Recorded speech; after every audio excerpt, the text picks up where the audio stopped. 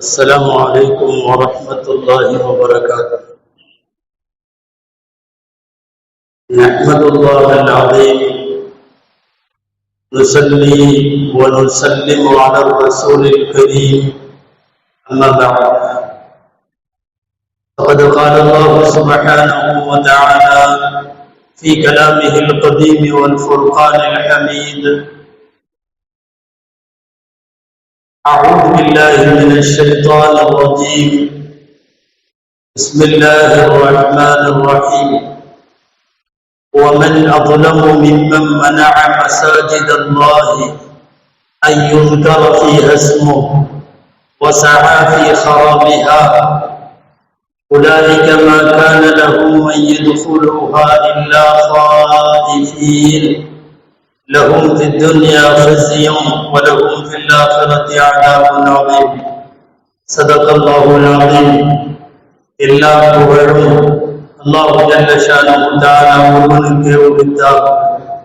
அருமை நாயகம் முஹம்மது ரசூலுல்லாஹ் ஸல்லல்லாஹு அலைஹி வஸல்லம் அவர்களின் மீதும் நற்பாக்கியங்கள் நிறைந்த அவர்களுடைய உம்மத்தின் மீதும் குறிப்பாக இந்த ஜும்மா நன்னாளில் நம் அனைவர் மீதும் எல்லாம் வல்ல அல்லாஹ்வின் நல்லருள் என்றென்றும் நிறைவாக உண்டாவதாக.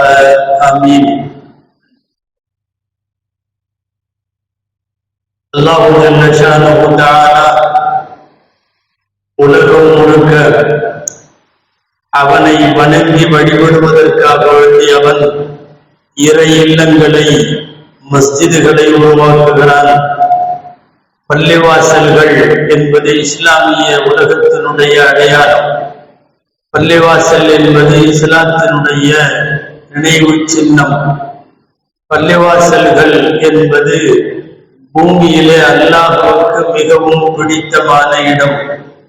பள்ளிவாசல்கள் என்பது இந்த உலகத்தில் நபிமான்கள் முன்னின்று நடத்தி கட்டி முடித்து நிர்வகித்து முஸ்லிம் சமுதாயத்திற்கென்று இறைவனுக்காக வகுப்பு செய்யப்பட்ட அல்லாஹ்வினுடைய வீடுகள், இல்லங்கள் என்று அழைக்கப்படுவதுதான் பள்ளிவாசல்கள். அன்பானவர்களே, உலகம் முழுக்க பள்ளிவாசல்கள் கோடிக்கணக்கில் இருக்கிறது. காலம் செல்ல செல்ல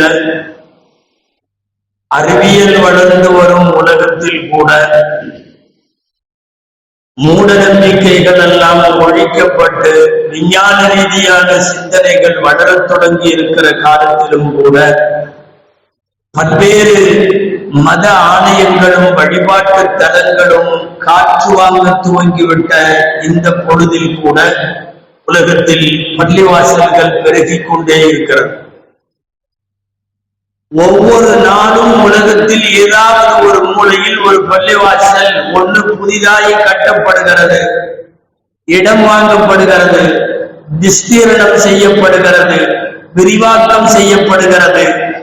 பழைய பள்ளிவாசலை இடித்து புதுப்பித்து புனரமைப்பு பணிகள் நடைபெறுகிறது. மொத்தத்தில் உலகம் முழுக்க பள்ளிவாசல்களின் பெருக்கமும் அதனுடைய எண்ணிக்கை அதிகமாகுவதும் இன்றளவும் நடந்து கொண்டிருக்கிறது. அந்த அடிப்படையில் உலகத்திலே ஏராளமான நாடுகளில் வசிக்கிற முஸ்லிம்களின் தேவைகளுக்கு ஏற்ப புதிதாய் பள்ளிவாசல்கள் உருவாகி கொண்டிருக்கிறது. அந்த அடிப்படையில் இந்தியாவில் லட்சக்கணக்கான மஸ்ஜிதுகள், உலகத்திலேயே முஸ்லிம்கள் அதிகம் வாழ்கிற நாடு என்று சொல்லப்படுகிற இந்தோனேசியாவிலே சுமார் 7.5 லட்சம் பள்ளிவாசல்கள் அந்த நாட்டிலே இருக்கிறது. உலகத்தில் அந்த நாட்டுக்கு அடுத்தபடியாக அகில உலக அளவில் பள்ளிவாசல்கள் அதிகமாக இருக்கிற எண்ணிக்கையில் இந்தியா 2வது இடம். 6 லட்சம் பள்ளிவாசல்களை இந்தியாவிலே நாம் தாண்டி இருக்கிறோம். முஸ்லிம் நாடு என்று சொல்லப்படக்கூடிய அதிகமாக முஸ்லிம்கள் வசிக்கிற பாகிஸ்தானிலே கூட 3 லட்சம் பள்ளிவாசல்கள் தான். அதை விட டபுள் மடங்கு இந்தியாவிலே 6 லட்சத்திற்கும் மேற்பட்ட பள்ளிவாசல்கள் சமீபத்திய கணக்கெடுப்புப்படி.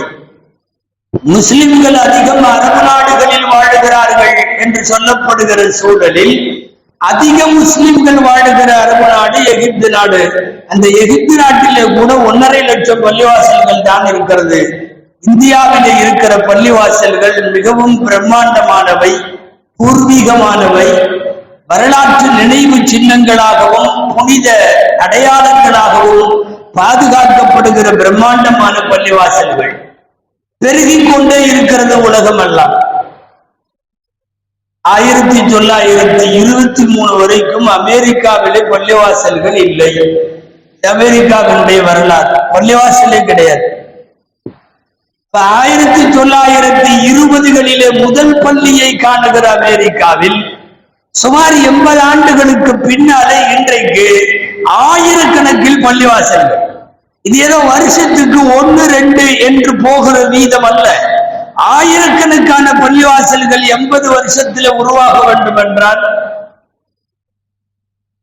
ரொம்ப உச்சகட்டமாக உலகத்தில் பிரிட்டன் இப்போது வரைக்கும் வாரந்தோறும் ஒரு பள்ளிவாசல் உருவாகி கொண்டே இருக்கிறது.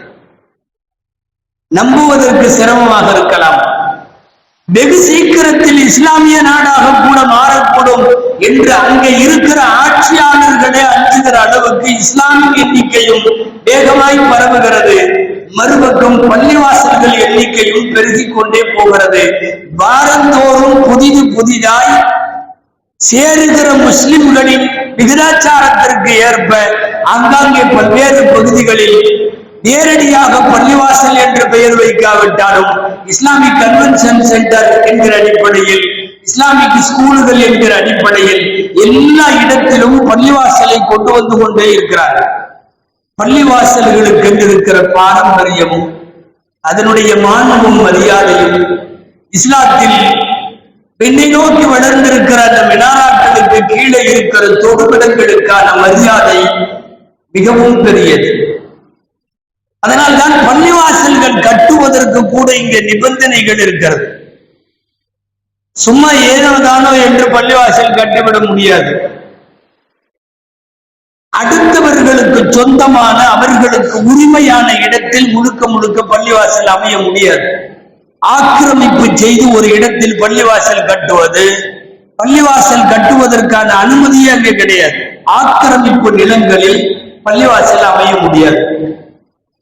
பொதுஜனங்கள் பயன்படுத்துகிற தெருக்களை அபகரித்து அந்த தெருக்களின் இடங்களில், புறம்போக்கு நிலங்களில், இது போன்ற இடங்களில் பள்ளிவாசல்கள் அமைக்கப்படுவது கூடாது.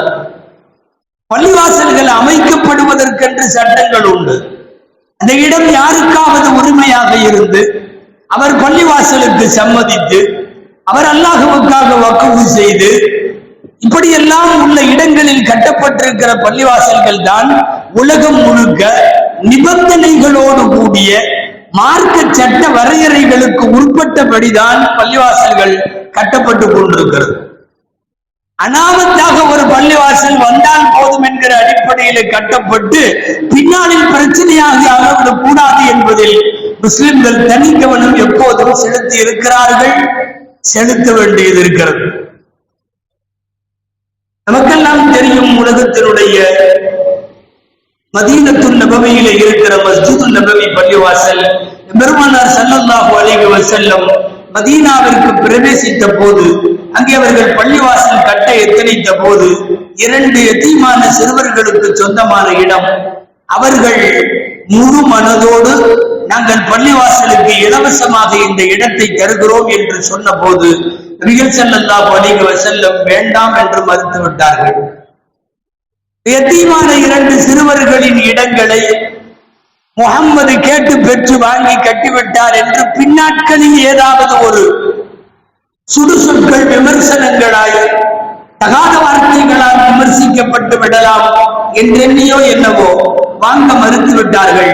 அபூபக்கர் ரலியல்லாஹு அன்ஹு அவர்களை அழைத்து உரிய விலை பேசி அந்த இடத்திற்குள்ள காசை அந்த 2 சிறுவர்களுக்கு கொடுத்து அதற்கு பின்னாலே தான் மஸ்ஜிதுன் நபவி அமைக்கப்பட்டது என்ற வரலாறு நமக்கு தெரியும். யாருடைய இடத்திலும் ஆக்கிரமித்து பள்ளி கட்டக்கூடாது என்பது பள்ளிவாசல் கட்டுவதன் விதிமுறைகளிலே இருக்கிற காரணத்தால் இஸ்லாமியர்கள் அல்லாஹ்வுக்காக கட்டப்படுகிற அந்த பள்ளிவாசல்களை அடுத்தவர்களிடம் ஆக்கிரமித்து ஒருபோதும் செய்ய மாட்டார்கள்.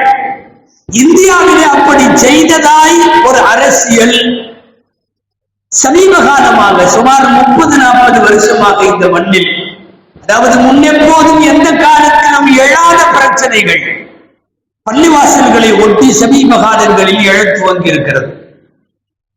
இதற்கு ஆரம்ப சுழி போட்டது பாபரி மஸ்ஜித்.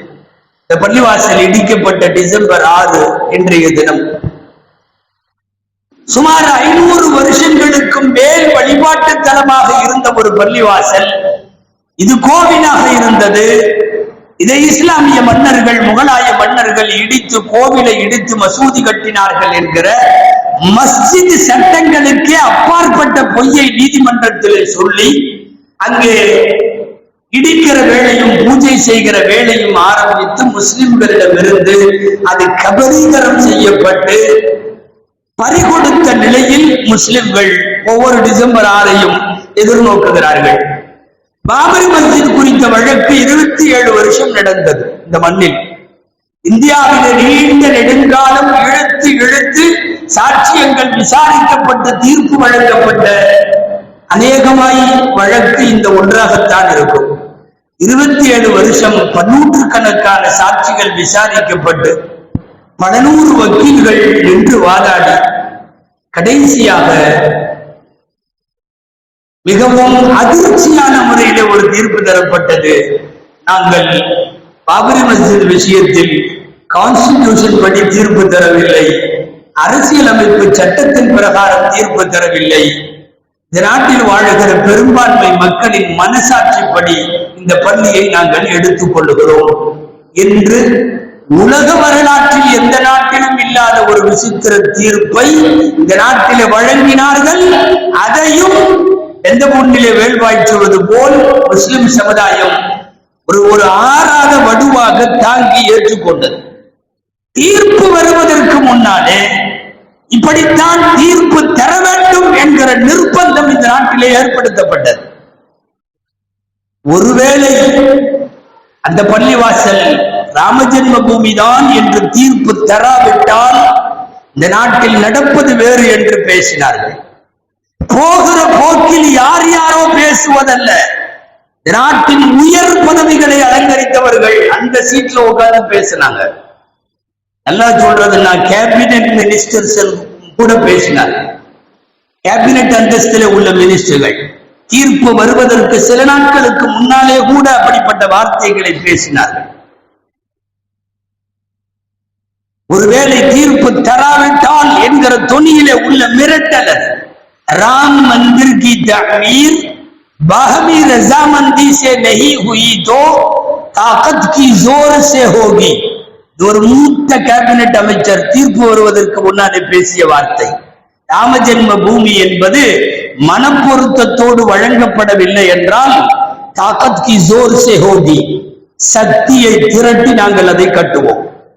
அதாவது நீ எப்படி தீர்ப்பு கொடுத்தாலும் நாங்கள் முடிவு செய்து விட்டோம் என்று அதற்கு பொருள். அதற்கு பிறகு வந்த தீர்ப்பும் அப்படியே வந்தது. உங்களுக்கெல்லாம் தெரியும், அது ஒரு விசித்திரமான தீர்ப்பு. மஸ்ஜிதை இடித்தது குற்றம், ஒத்துக்கொண்டார்கள். இரண்டாவது வார்த்தை, மஸ்ஜிதுக்கு கீழே கோவில் இருந்ததற்கான எந்த அடையாளமும் நிரூபிக்கப்படவில்லை, ஒத்துக்கொண்டார்கள். எல்லாம் ஒத்துக்கொண்டு விட்டு இருந்தாலும் நாங்களே எடுத்துக்கொள்கிறோம், உங்களுக்கு இல்லை. இது என்ன அடிப்படை? கான்ஸ்டிடியூஷன் அல்ல, இது மனசாட்சி.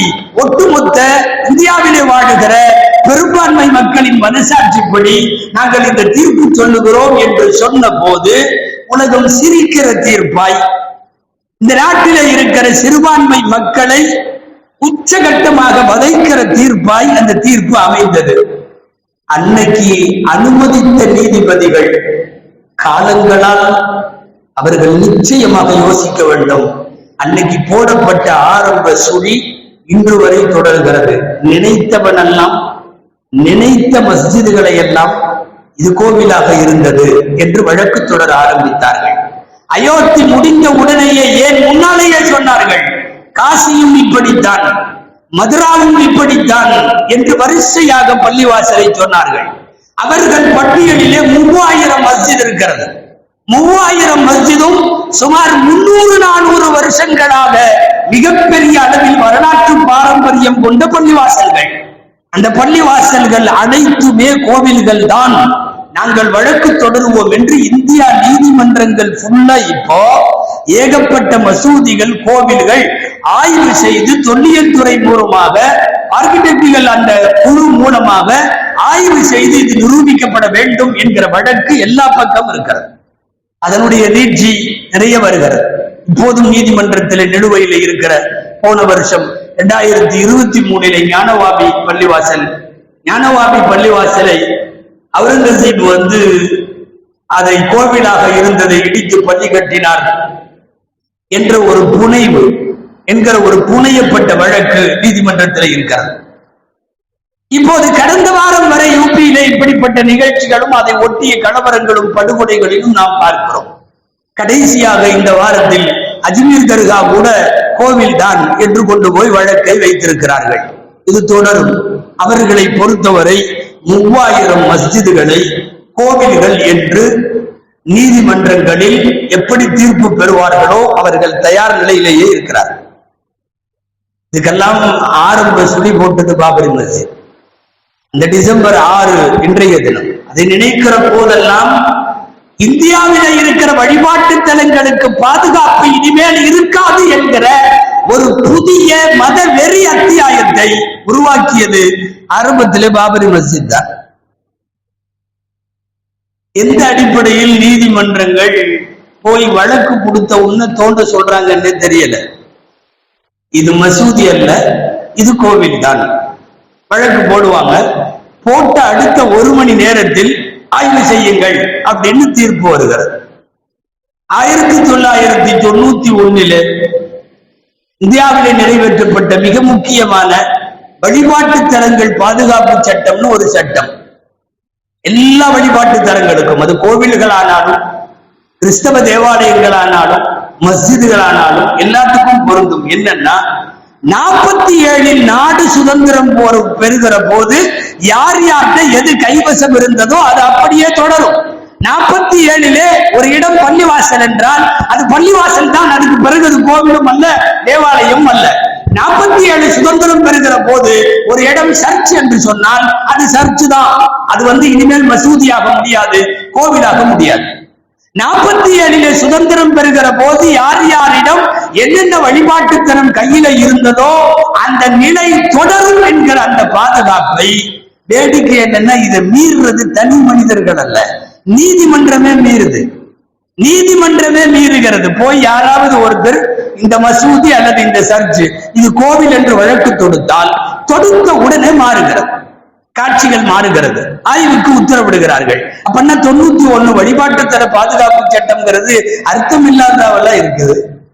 கடந்த 15 நாட்களுக்கு முன்னாலே அப்படி ஏற்பட்டதுதான் உத்தரப்பிரதேசத்தினுடைய சாம்பல் பகுதி. சாந்தோசி மஸ்ஜித் சொல்லி 500 வருஷம் பழமையான மஸ்ஜித், ஷாஹி ஜும்மா மஸ்ஜித்.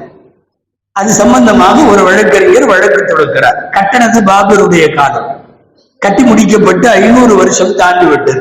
உத்தரப்பிரதேசனுடைய கவர்மெண்ட் கெசட்ல இது புராதனமான வரலாற்று சின்னம், இது மசூதின்னு தான் கெசட்ல இருக்கு.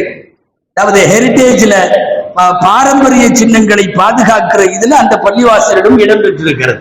இதுல என்னன்னா இப்ப 15 நாளைக்கு முன்னாடி ஒரு நவம்பர் 19 ஒரு குறிப்பிட்ட மதவாத அமைப்பை சார்ந்த யாரும் ஒரு வழக்கறிஞர் வழக்கு தொடுக்கிறார். 19 காலையில 10 மணிக்கு வழக்கு வருகிறது. என்ன வழக்கு தெரியுமா? இது ஜாமியா மஸ்ஜித், ஷாஹி ஜாமியா மஸ்ஜித். இது மஸ்ஜித் அல்ல, இது முன்னால கோவிலா இருந்துச்சு. 500 வருஷத்துக்கு முன்னாடி மாத்திட்டாங்க. 500 வருஷத்திற்கு முன்னாலே மாற்றினார்கள் என்கிற பிரம்மாண்டமான ஒரு கேஸ். 10 மணிக்கு கேஸ் வருகிறது. 11 மணிக்கு வழக்கை எடுத்துக் கொள்ளுகிறார்கள். 12 மணிக்கு ஆய்வு நடத்தலாம் என்று தீர்ப்பு தருகிறார்கள். 1 மணிக்கு ஒரு ஆய்வு ரெடியா ஒரு குழு அந்த இடத்திற்கு போய்விட்டது. இது எவ்வளவு வெல் பிளான்டா, என்ன இது எந்த அடிப்படையில சாத்தியமாகும்? நீங்களோ நானோ ஒரு வீட்டை கொண்டு போய் 600 ஸ்கொயர் ஃபீட் வீடு, இது எனக்கு சேர்ந்தது உனக்கு சேர்ந்ததுன்னு நம்ம சண்டை போட்டாவே அது விசாரணைக்கு அது ஆய்வுக்கு போய் எவ்வளவு காலம் ஆகும்? 10 மணிக்கு வழக்கு வருகிறது. இது பள்ளிவாசல் இல்ல, கோவில். 11 மணிக்கு விசாரணைக்கு உத்தரவிடப்படுகிறது. அடுத்த ஒரு சில மணி நேரங்களில் பள்ளிவாசலிலே ஒரு குழு போய் நாங்கள் தோண்டி பார்க்கிறோம் என்று ஆய்வுக்கு இறங்குகிறார்கள். தீர்ப்பு வழங்கிய 5வது நாள் 24 ஒரு பெரிய குரூப் போகுது. இந்த பள்ளிவாசல் கோவில் தான் என்று சொல்லியும் மேற்கொண்டு ஆய்வு நடத்த போகிறோம் என்று ஆயுதங்களோடு போன போது அந்த பகுதியில் நீண்ட காலமாக தொழுது வருகிற முஸ்லிம்கள் குறுக்கே வந்து, ஏன் வந்திருக்கீங்க, எதுக்கு வர்றீங்க, எங்களுடைய பள்ளிவாசல் என்னன்னு சொல்லுங்க என்று விவரம் கேட்க துவங்கி பேச்சுவார்த்தை முற்றி கலவரமாக வெடித்து காவல்துறையால் போன குழுவுக்கோ எதிர்த்தரப்புக்கெல்லாம் இன்னமும் ஆகல 5 முஸ்லிம்கள் படுகொலை செய்யப்பட்டார்கள். ஷாஹி ஜாமியா மஸ்ஜிதினுடைய வாசல்லையே. அத்தனையும் படுகொலை செய்தது காவல்துறை. இந்த நாடும் அந்த நாட்டினுடைய மாநில அரசும் இந்த போக்கிலே நீண்ட காலமாக செயல்படுகிறது. 5 பேர் படுகொலை. என்ன தெரியுமா? நவம்பர் 24 இப்போ ஒரு 10 நாளைக்கு முன்னாடி, நீங்கள் எதனால் எங்களுடைய பள்ளிவாசலுக்கு இப்படி குழுவாக வருகிறீர்கள் என்று கேட்டதற்கு, பொதுவாக இது போன்று வழக்கு வருகிற போது என்ன நடைமுறை வேண்டும்? எதிர்த்தரப்பை கூப்பிட்டு விசாரிக்க வேண்டும். அந்த பள்ளியின் நிர்வாகிகள் வாருங்கள், அந்த பகுதியை சார்ந்த உலமாக்கள் வாருங்கள், அந்த பகுதிகளை சேர்ந்த காசிகள் வாருங்கள், அந்த பகுதிகளை சேர்ந்த இஸ்லாமிய அமைப்புகளுடைய பிரதிநிதிகள் வாருங்கள், நோட்டீஸ் கொடுக்கப்பட வேண்டும். எதுவுமே இல்லை. 10 மணிக்கு வழக்கு போட்டால் 12 மணிக்கு வழக்கு முடிந்துவிடும். தாராளமாக அந்த பள்ளிவாசலை நீங்கள் தோண்டி ஆய்வு செய்யலாம் என்று உத்தரவு வருகிறது என்றால் எதிர்த்தரப்பையே விசாரிக்காம, இதா தகாதா அலைக்க ரஜுலானி, ரசூலுல்லாஹ்வுடைய ஹதீஸ், இதா தகாதா அலைக்க ரஜுலானி ஃபலா தக்தி லில் அவ்வலி ஹத்தா தஸ்மஅ கலாம் அல் ஆகர். 2 பேர் ஒரு பிரச்சனைன்னு வழக்கு கொண்டு வந்தா எந்த காரணத்தை கொண்டும் அடுத்தவருடைய பேச்சை, விவாதத்தை செவிமடுக்காமல் முன்னாடி வந்தவருக்கு தீர்ப்பு வழங்கிறாத. நபி ஸல்லல்லாஹு அலைஹி வஸல்லம் வார்த்தை. எந்த வழக்கா இருந்தால், கணவன் மனைவி வழக்கா இருந்தால், ஒருவர் வந்து சொல்லுகிற போது மட்டும் வாங்கி கொண்டு அடுத்தவர்களிடம் விசாரிக்காமலேயே முடிவுக்கு வருதல் நீதித்துறைக்கு செய்யப்படுகிற பெரிய துரோகம். இன்னமும் இந்த நாட்டினுடைய பொதுஜன மக்களுக்கு விளங்கவே மாட்டேங்குது. என்னன்னா, முன்னாடி இருக்கிற முகலாய மன்னர்கள் இந்துக்களுக்கு கோவில்களுக்கு மானியமாக ஏக்கர் கணக்குல நிலம் கொடுத்திருக்காங்களாம். அது எல்லாமே இன்னைக்கு வரைக்கும் பட்டா, அந்த பத்திரம், ஃபர்மான் பத்திரம்னு பேரு முகலாயர் காலத்துல கொடுத்தது. எல்லா மன்னர்களும், திப்பு சுல்தான் உட்பட எல்லாம் வந்து 100 ஏக்கர் 200 ஏக்கர் என்று கோவில்களுக்கு கொடுத்திருக்கிறார்கள். நாடு பூரா அவங்களோடது. கையெழுத்து போட்டா எவ்வளவு ஏக்கர் வேணாலும் கொடுக்கலாம். அவங்களுக்கு என்ன தேவை வந்தது? இந்த கோவிலுக்கு கீழே இதை வச்சுக்கிட்டு இதுக்கு மேல பள்ளிவாசல் கட்டுன்னு ஏன் வரணும்? இது வெகுஜன மக்களே யோசிக்கிறார்கள். நீங்களே சொல்றீங்க முகலாய மன்னர்கள் கோவில்களுக்கு மானியமாய் வழங்கினார்கள். கோவில்களுக்கு மானியமா ஏக்கர் கணக்குல இடம் கொடுக்கிறவருக்கு ஒரு பள்ளிவாசலுக்கு இடம் இல்லாம போச்சா? ஒரு பள்ளிவாசல் கட்டுறதுக்கு அவருக்கு எங்க இடம் இல்லையா? இந்த ஷாஹி ஜும்மா மஸ்ஜித் மாதிரி 10 பள்ளிவாசல் கட்டலாமே, 100 பள்ளிவாசல் கட்டலாமே. எதற்காக வந்து ஒரு சின்ன இடத்துல இதுக்கு மேல பள்ளிவாசல் கட்டுன்னு முஸ்லிம் மன்னர் சொல்லி கட்டினாங்க? இந்த லாஜிக் எந்த வகையிலையும் புரியவில்லை. நாட்டில இருக்கிற முஸ்லிம்கள் மாத்திரமல்ல, பொதுஜன மக்கள் இதை யோசிக்க வேண்டும். இது இப்படியே போச்சுன்னா விளங்காது. அதாவது 47 நேரத்தில் இருந்த மாதிரி அவங்கவுங்களுக்கு சொந்தம்ங்கிற அந்த வழிபாட்டுத்தல பாதுகாப்பு சட்டத்தை தாண்டி இந்த பள்ளிவாசலும் கோயில், இந்த பள்ளிவாசலும் கோயில்னா சுருக்கமா இந்தியாவிலே பள்ளிவாசல்கள் இருக்கக்கூடாது அப்படிங்கிறது தான் அதனுடைய கருத்து. உங்களுடைய பாணிக்கே வருவதானாலும் 47க்கு பின்னாடி என்னென்ன நடந்துச்சு தெரியுமா? எத்தனை பள்ளிவாசல்களை நீங்கள் கோவில்களாக மாற்றினீர்கள். திருப்பி கொடுத்து விடுவதற்கு அவர்கள் தயாரா? எந்த காரணம் கொண்டும் வெகுஜனங்களாக இருக்கிற இந்து சமூகத்தை நாம் கோபிக்கவில்லை. அவர்கள் இந்த வேலையில இறங்கவும் இல்லை. மத வெறிபிடித்து அலைபவர்கள் மாத்திரமே இந்த வேலையில இறங்குறாங்க. எல்லா இந்துக்களும் இறங்கவில்லை. இறங்குறவங்க இந்த மாதிரி எக்கச்சக்கமாக 47க்கு பின் கோவில்களாக மாற்றப்பட்டதை எல்லாம் என்ன செய்யறது? ஃபாரூக் ஷேர் ஜும்மா மஸ்ஜித் அப்படின்னு சொல்லி மிகப்பெரிய பள்ளிவாசல், ஹரியானால குருகிராம்ல இருக்கிற பள்ளிவாசல், ஆகப்பெரிய பள்ளிவாசல். அது இன்னைக்கு வரைக்கும் என்னன்னா மினாரா இருக்கு, பயங்கரமான மினாரா, குப்பா இருக்கிறது. 47க்கு பின்னாடி பாகிஸ்தான் இந்தியா பிரிவினையில ஊர்ல பாதி முஸ்லிம்கள் காலியான உள்ள கொண்டு போய் உள்ள சிலைய வச்சு அதை மெதுவா ஆக்கி இன்றைக்கு அந்த இடம் ஹரியானாவுடைய குருகிராம்ல இருக்கக்கூடிய பிரம்மாண்டமான கோவில் அது. இன்னைக்கு கோவில் 47க்கு முன்னாடி வரையும் அது பள்ளிவாசல். குப்பா கூட கோவில் எல்லாம் இருக்கும், கும்பம்னு சொல்லுவாங்க, இருக்கும். மினாரா கோவில் இருக்காது. ஆனா அங்க மினாரா இருக்கிறது, பயங்கரமான மினாராக்கள். அந்த மினாராக்களை சார்ந்து நீங்கள் யார்கிட்ட இருந்து அதை எடுத்திருக்கிறீங்க? ஆரசாவினுடைய பழைய அவுரங்காபாத் கில்ஜி ஜும்மா மஸ்ஜித்னு ஒரு மஸ்ஜித், மிகப்பெரிய மஸ்ஜித், கட்டினவர் குதுபுதீன் கில்ஜி. பள்ளிவாசல் கட்டப்பட்டது 14th century, 14வது நூற்றாண்டு. 14வது நூற்றாண்டுல கட்டப்பட்டதுல 47ல பாதி பேர் பாகிஸ்தானுக்கு போன உடனே கொண்டு போய் மெஹராப்ல கொண்டு போய் சிலையை வச்சாங்க. மூர்த்தி பீடம் கொண்டு போய் அங்க சிலையை மெஹராப்ல வச்சிருச்சு. இன்னைக்கு நீங்க அவுரங்காபாத் போங்க, அவுரங்காபாத்ல இருக்கிற கில்ஜி ஜும்மா மஸ்ஜித் போங்க, பாரத் மாதா மந்திர் அப்படின்னு போர்டு போட்டு அங்க இருக்கிறது. வித்தியாசம் என்ன தெரியுமா? ஆச்சரியம். பாரத் மாதா மந்திர் மெனாராவோட இருக்குது. நீங்கள் எங்கு மெனாரா கட்டினீர்கள்? குப்பா இருந்தா கூட பரவாயில்ல, மினாராவோடு இருக்கிறது. நாங்கள் கேட்க வருவது 47க்கு பின்னால் எத்தனை மஸ்ஜிதுகளை நீங்கள் கோவில்களாக ஆக்கி கொண்டீர்களோ அதையெல்லாம் திரும்ப ஒப்படைக்க வேண்டும் என்கிற நியதியில் எல்லாரும் கிளம்பி விட்டால் இது எங்க போகும்? ஒருத்தர் அடங்கி இருக்கிறாரு ஹரியானால, ஹிசார் அப்படிங்கிற ஊர்ல, தானேஸ்வர் பெஹ்லூல் சாஹிப் அப்படின்னு அவருக்கு பேர். பெஹ்லூல் சாப், தானேஸ்வர் பெஹ்லூல் சாப்னு பேரு அவரு கபருக்கு பக்கத்துல. அங்க அவரு பேராலேயே தானேஸ்வர் ஜும்மா மஸ்ஜித் அப்படின்னு ஒண்ணு கட்டினாங்க. பிரம்மாண்டமான பள்ளிவாசல் 13வதுல, அதாவது 1351 தொடங்கின பள்ளி 88 தான் முடிவடைஞ்சிருக்கு. அவ்வளவு பிரம்மாண்டமான பள்ளிவாசல் கட்டி முடிச்சாச்சு. கட்டினது டெல்லியினுடைய துக்ளக்குடைய ஆட்சியில தான் கட்டப்படுகிறது. கட்டி முடிச்சாச்சு. தானேஸ்வர் பெஹ்லூல் ஷா மஸ்ஜித். இன்னைக்கு அப்படியே 48, 49ல எல்லாம் நிறைய பேர், பாதி பேர் ஊர்ல பாகிஸ்தானுக்கு போயிட்டாங்க, மாத்துன்னு சொல்லி மாத்தி உள்ளே சிலைகளை வைத்து 47க்கு பின்னாடி அந்த பேரையாவது நல்லா மாத்திருக்கலாம்ல. தானேஸ்வர் பெஹ்லூல் ஷாவை தானேஸ்வர் பகவான் கோவில் இன்னைக்கு ஆகிட்டாங்க. பெஹ்லூல் பகவானாக மாறுகிறார். எப்ப மாறுகிறார்?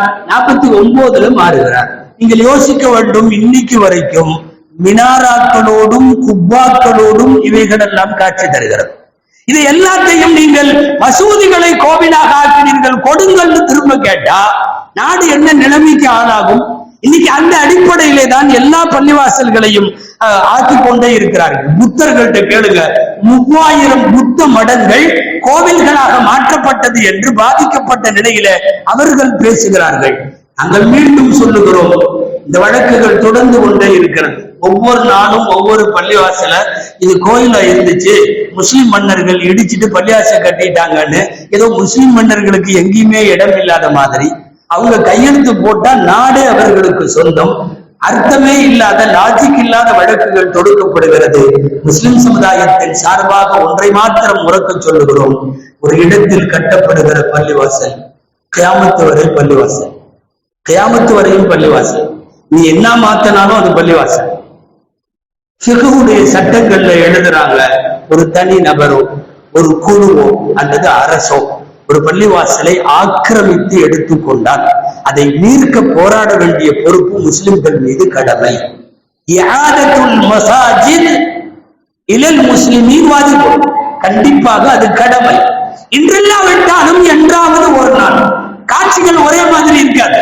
ஒரு 100-200 வருஷத்திற்கு பின்னாலாவது பிடிக்கப்பட்ட அந்த மஸ்ஜிதுகள் மீண்டும் மஸ்ஜிதுகளாக மாற வேண்டும் என்பது இஸ்லாமிய சட்டம். ஆக்கிரமித்து ஒரு பள்ளிவாசலை விட்டுக் கொடுப்பதற்கு முஸ்லிம்களுடைய சொந்த வீடு அல்ல அது, அது அல்லாஹ்வுடைய ஆலயம். ரப்பிடத்திலே மிகவும் மோசமாக தாக்கப்படுகிற போது, ஆக்கிரமிப்புகளுக்கு ஆளாகிற போது நபிமார்கள் கற்றுத்தந்த ஹஸ்புல்லாஹு வ நிஅமல் வக்கீல், எங்களுக்கு அல்லாஹ் போதுமானவன், எங்கள் காரியத்திற்கு அவனே பொறுப்பு என்று அல்லாஹ்விடத்தில் ஒப்படைத்து ஹஸ்புல்லாஹு வ நிஅமல் வக்கீல் என்று சொல்லுவோம். அல்லாஹ் இன்றில்லாவிட்டாலும் என்றாவது ஒரு நாள் இழந்த மஸ்ஜிதுகளை அல்லாஹ் முஸ்லிம் சமுதாயத்திற்கு மீட்டு தருவானாக. அத்தகைய ஒரு சூழலை எல்லாம் இந்த மண்ணிலே ஏற்படுத்தி தருவானாக. அப்படின்னு